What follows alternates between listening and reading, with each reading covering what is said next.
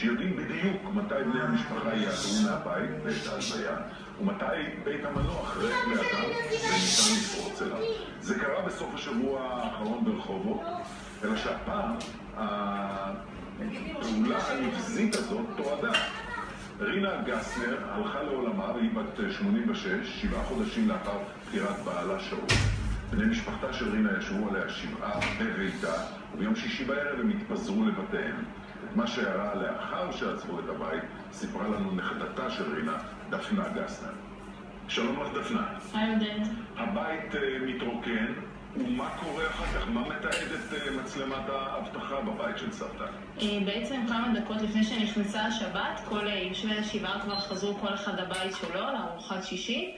הבית נשאר ריק, יש בכניסה מודעת אבל, ואחרי כמה דקות נכנסים הפורצים, מתחילים לחפש, עוקרים את הסורגים של החלונות על מנת להיכנס.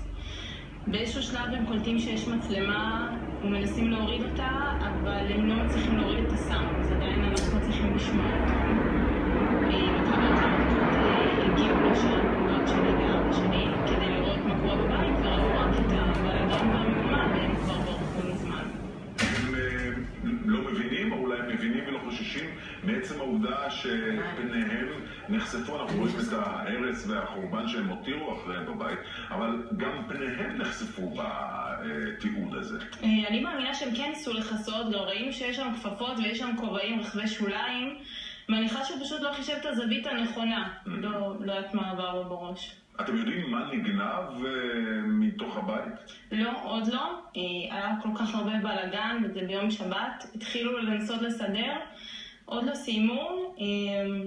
אנחנו עוד לא יודעים מה נגנב ומה לא נגנב. בעיקר הרסו את הרבה את ההרגשה שלנו, את התחושות. זה העניין שמעבר לתחושה המאוד לא נוחה כשמישהו פורץ אליך הביתה, גם העיתוי ותחושת התסכול והצריבה הזאת היא בטח המטרידה יותר מכל.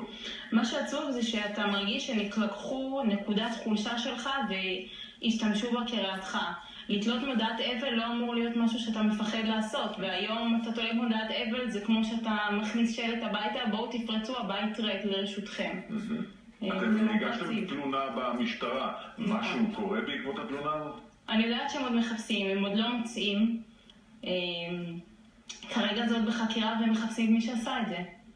ואת כמובן מקווה שיתפסו הפורצים ויבואו על עונשם כדי שהם יבינו שלא עושים כזה דבר.